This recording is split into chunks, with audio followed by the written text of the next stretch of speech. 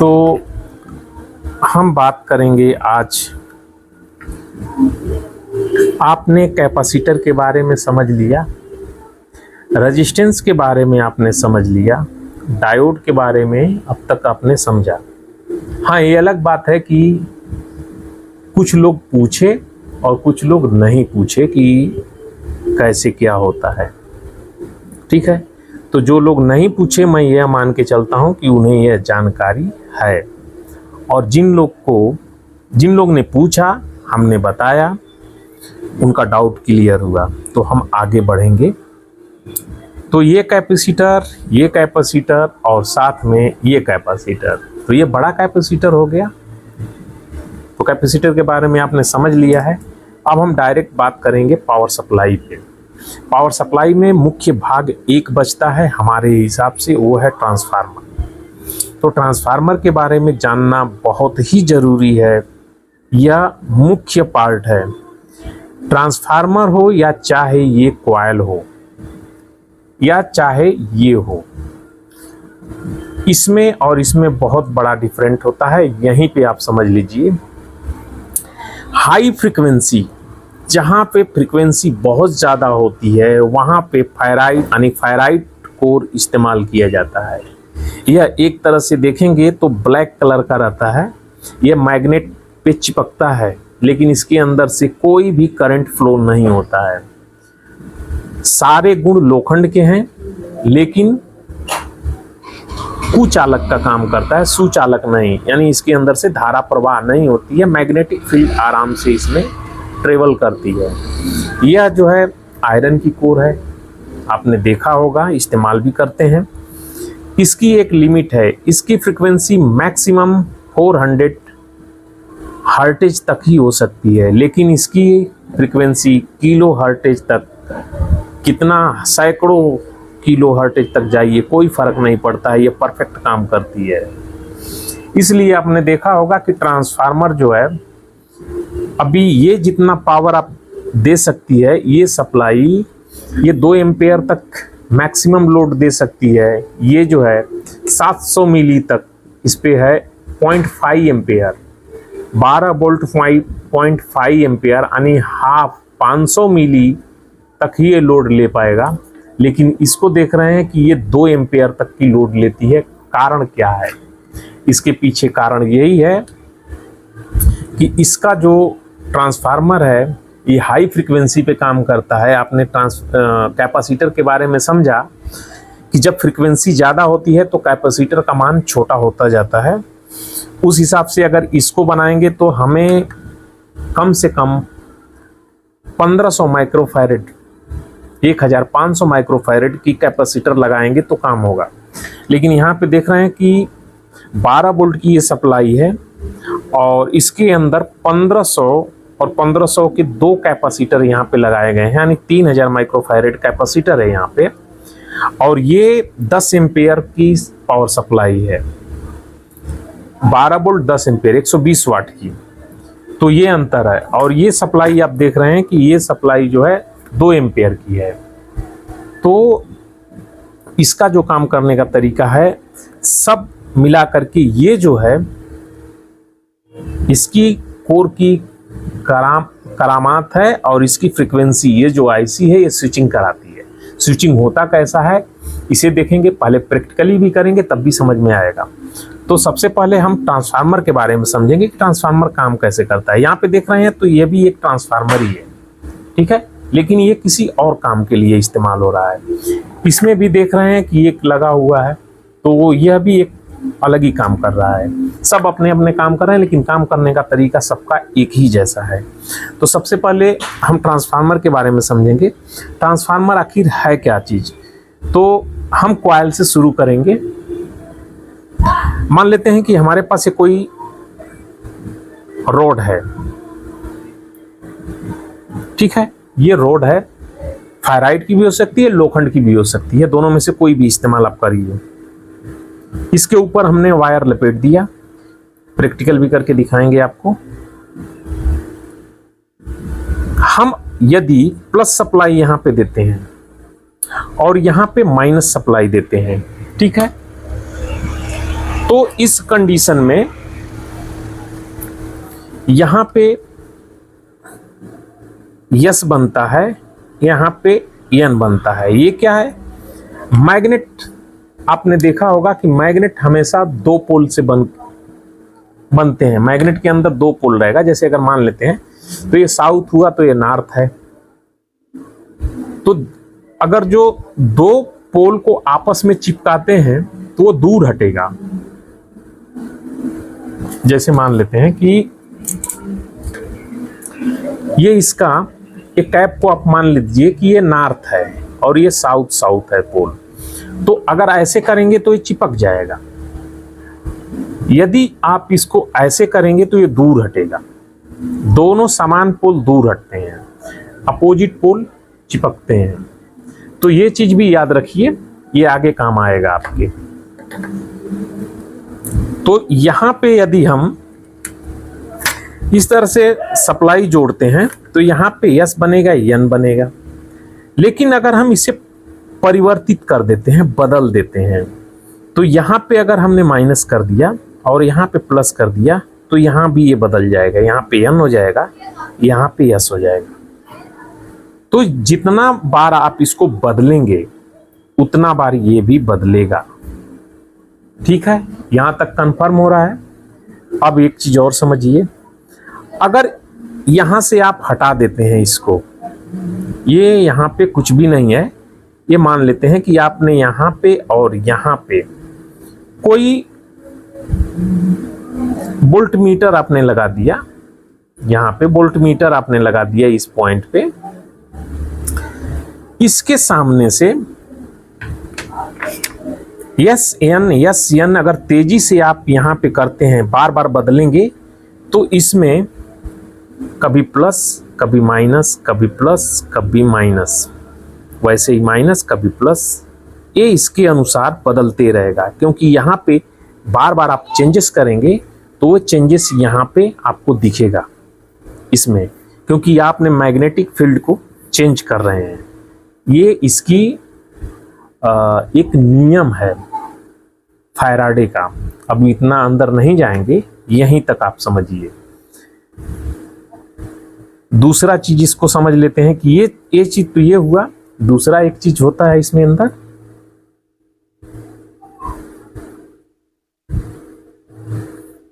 इसकी एक कॉइल ही है। ठीक है, ये कॉइल ही ले, लेकिन कॉइल जैसा तो दिख नहीं रहा है, लेकिन मान लीजिए कि ये वायर लपेटा हुआ है। ठीक है, आपने इसमें प्लस सप्लाई जोड़ दिया, इसमें माइनस आपने जोड़ा। ठीक है, तो यहां पे मैग्नेट तो बना ना, चाहे एस बनेगा या चाहे एन बनेगा, उसके अपोजिट यहां पे दूसरा वाला बनेगा। जब इसको आप हटाएंगे, ठीक है, यहां पे आपने प्लस दिया, यहां पे प्लस, यहां पे माइनस। जब इसको आप हटाते हैं, छुड़ाएंगे वायर को, तो यहां पे माइनस और यहां पे प्लस अपोजिट में तुरंत बनता है। ठीक है, तुरंत बिल्कुल उल्टा बन करके वे वापस आता है। अब यहां पे थोड़ा सा समझना मुश्किल होगा, खैर कोई बात नहीं है, दूसरा तरीका समझते हैं।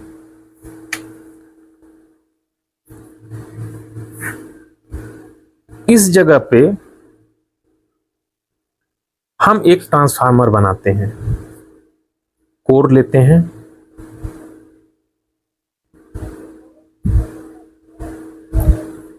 यह लोखंड की कोर है, फायराइट है।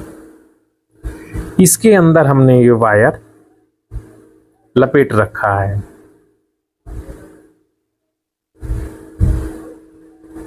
ये वायर निकल के बाहर आ गई। ठीक है, ये कुछ अच्छा लग रहा है कि हाँ वो वायर जैसा दिख रहा है। ठीक है, ये अच्छा नहीं लग रहा है, तो ये हमने वायर लपेट दिया।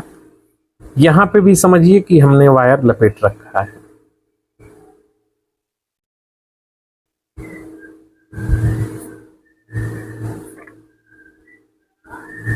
ये वायर से ये वायर कोई टच नहीं है।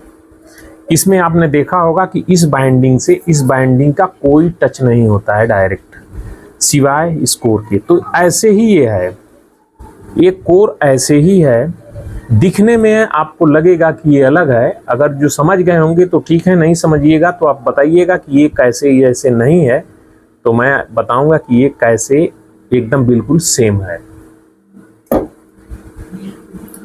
यदि आप यहाँ पे एसी, ध्यान रखिए, एसी 12 वोल्ट देते हैं, कितना 12 वोल्ट एसी आप यदि यहाँ पे दे रहे हैं इस पॉइंट पे, इसके टर्न्स और इसके टर्न्स दोनों बराबर हैं, सेम टू सेम, यानी मान लेते हैं कि ये 10 चक्कर का है, ये 10 टर्न्स यानी टी, और 10 यानी 10 ये भी है, ठीक है।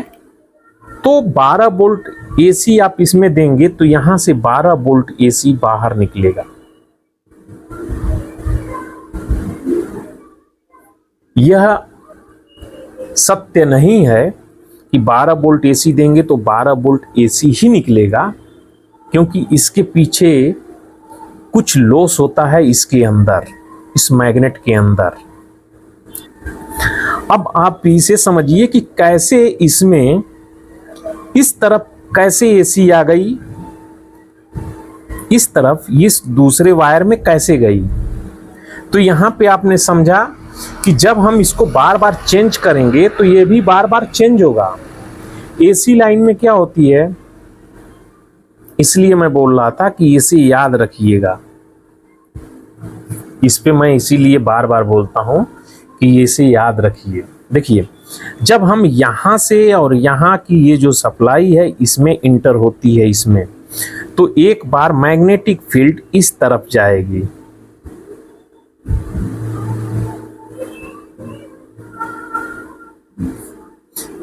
साउथ और नॉर्थ पोल बनेगा इसमें, तो आपस में वो चिपकेगी ही चिपकेगी, क्योंकि बिल्कुल अपोजिट है ऐसे।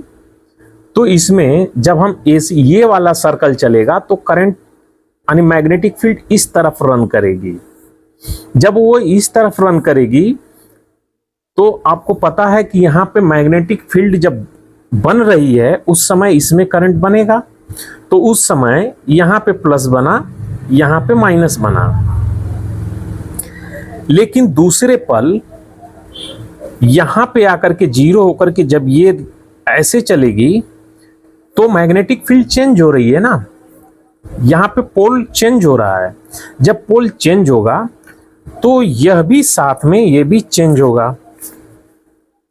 अब यही जो बन रहा था मैग्नेटिक फील्ड, वो इस दिशा में वर्क करना शुरू करेगी, इधर आना, ऐसे रन करेगी। जब ऐसे रन करेगी तो यह भी तो चेंज होगा, आप समझे। अब ये बार बार जितना सर्कल है उतना ये पूरा अपना करेगी और बार बार ये चेंजेस होता रहेगा, और इसमें सप्लाई बार बार प्लस माइनस बनती रहेगी। और एसी में प्लस और माइनस बनता ही है, आपको पता ही है कि जो पोल ये कभी प्लस बनता है तो कभी माइनस ये रहेगा, ये माइनस होगा तो ये प्लस होगा, ये इसके कारण, ठीक है। ये हो गया। अब आप देखिए 12 वोल्ट एसी, अब आप यहां पे 12 वोल्ट एसी दे रहे हैं इस जगह पे, तो यहां पे जब आप वोल्टेज देखेंगे तो यहां से आउट होना शुरू हो जाएगा। ये यहां पे 12 वोल्ट एसी इन कराएंगे तो यहां से 12 वोल्ट एसी निकलना शुरू हो जाएगा। अब यहां पे देखिए हमने यहां पे और चक्कर बना लिए हैं, ये वायर हैं यहां पे, सेम टर्न्स ये भी हैं, 10 मान लेते हैं कि ये भी हैं। तो आपने 12 वोल्ट यहां पे दिया, 12 वोल्ट अब यहां भी बनेंगे, 12 वोल्ट एसी यहां से भी आउट होंगे। और यदि आपने यहां भी बना रखा कॉइल को,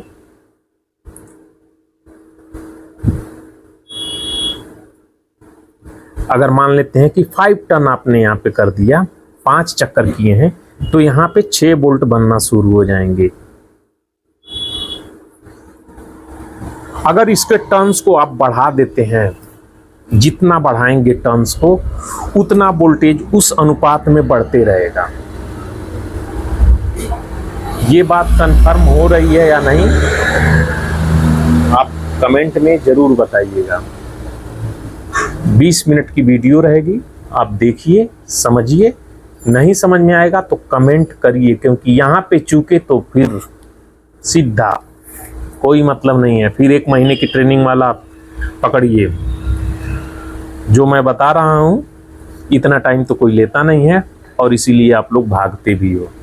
ठीक है, कोई बात नहीं है, मेरा जो तरीका है मैं तो ऐसे ही चलूँगा। ये हो गया। आपने 12 बोल्ट दिया, 12 बोल्ट यहाँ भी बन रहे हैं, 12 बोल्ट यहाँ भी बन रहे हैं, 5 बोल्ट यहाँ बन रहे हैं। यदि आप 12 बोल्ट आपने दिया, अगर बढ़ाना है तो इसको इसके साथ में जोड़ दीजिए, ये पॉली पॉइंट को। ये लूप आपका एक हो गया यहाँ पे, और एक लूप हो गया यहाँ पे, सेकंड लूप। इस जगह से आपने दिया 12 वोल्ट एसी, यहाँ पे बनेंगे कितना, 12 दूना 24, 5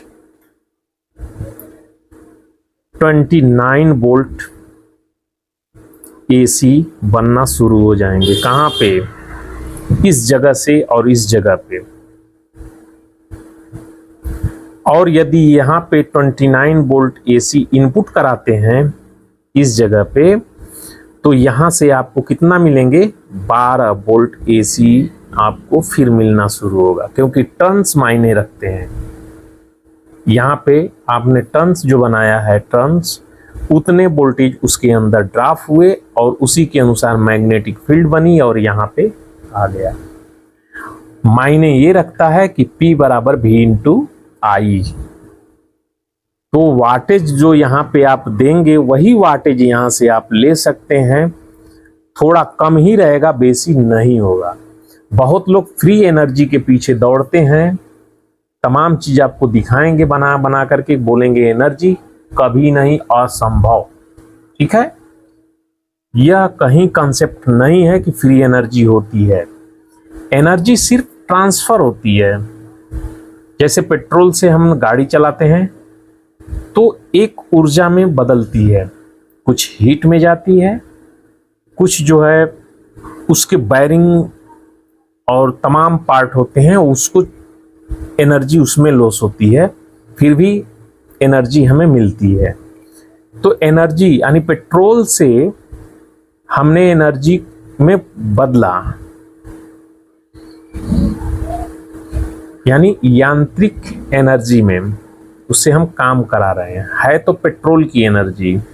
वैसे ही हम सोलर से यानी सूर्य की रोशनी से इलेक्ट्रिक पैदा करते हैं और उससे हम काम करेंगे। तो ऐसा नहीं है कि वो फ्री एनर्जी है, वो सोलर यानी सूर्य की रोशनी में जो रेज है उसके द्वारा इलेक्ट्रिक तैयार हो रही है। यानी हम सिर्फ एनर्जी को ट्रांसफर कर सकते हैं। वैसे ही यहाँ है, हम यहाँ पे एनर्जी दे रहे हैं, यहाँ से एनर्जी लेंगे। ये नहीं कि यहाँ पे एनर्जी हमने 10% दिया, यानी 10 वाट दिया, ठीक है, और यहाँ पे हम बोलें कि हमें 400 वाट मिलेगा, नहीं मिलेगा। वोल्टेज हमने बढ़ा दिया। अगर मान लेते हैं कि यहाँ पे 12 वोल्ट 1 एम्पियर यहाँ पे हमने इनपुट दिया है, यानी इतनी खपत इसके अंदर से हो रही है। तो यहाँ पे जब भी आप देखेंगे तो वही आएगा, V और I जो होगा वही पावर आएगा। वो पावर इसके बराबर ही रहेगा, इससे ज़्यादा नहीं होगा।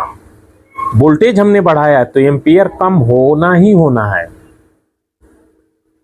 हम तो हैं, यही एक दिक्कत है कि ट्रांसफार्मर समझ रहे हैं तो कहीं और पे निकलना होता है, और इसमें निकलना ही होता है। अब भी आपका मोटर भी है, मोटर को भी समझना होगा। तो कहेंगे तो मोटर को, नहीं तो हम इसको एंड करेंगे और डायरेक्ट पावर सप्लाई पे ही आ जाएंगे। कमेंट तो कोई करता नहीं है, कमेंट करना आपको जरूरी है, बस इतना मैं जानता हूँ। नहीं करेंगे तो क्या फर्क पड़ता है, हम तो चल ही रहे हैं ना। ये हो गया ट्रांसफार्मर का। अब इसको हम अलग अलग तरह से फिर समझते हैं।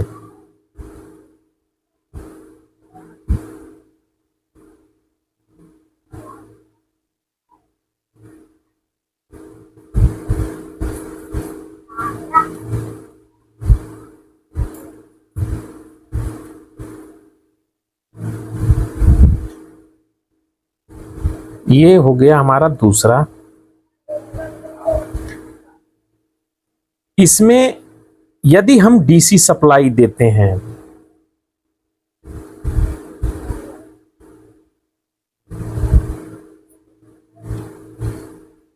मान लेते हैं कि हमने यहां पे दे दिया प्लस, यहां पे दे दिया माइनस, तो क्या होगा, जैसे ही हम एक बार इसमें सप्लाई देंगे, इसमें मैग्नेटिक फील्ड एक ही बार जनरेट होगी और वो स्टेबल हो जाएगी। यानी एक बार तो स्टार्ट में ये करंट ऐसे फुल मैग्नेट बना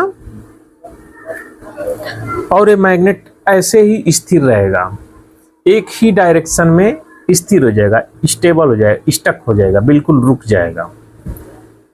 लेकिन जैसे ही इसको हम हटाएंगे, जिस समय करंट हम इसमें देंगे, डीसी को बोल रहा हूं, जैसे ही हम इसमें देंगे उस समय यहां पे एक झटके के लिए सप्लाई बनेगी।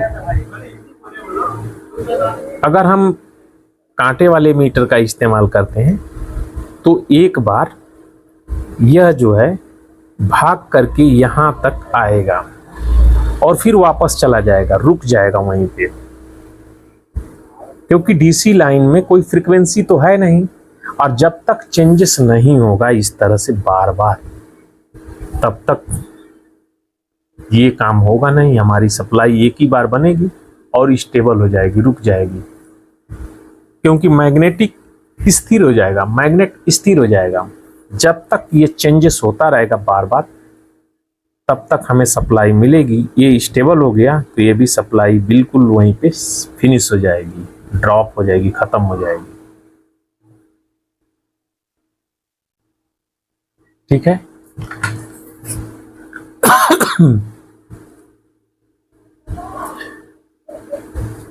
तो यहां पे जब हम डीसी सप्लाई देंगे तो एक ही बार बनेगा और फिर रुक जाएगा।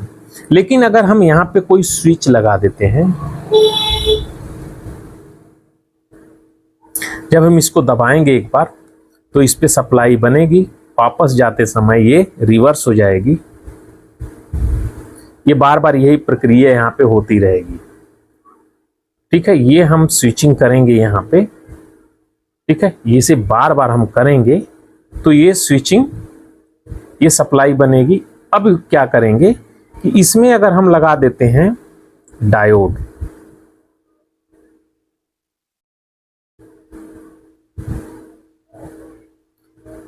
और यहां पे एक लगा देते हैं कैपेसिटर।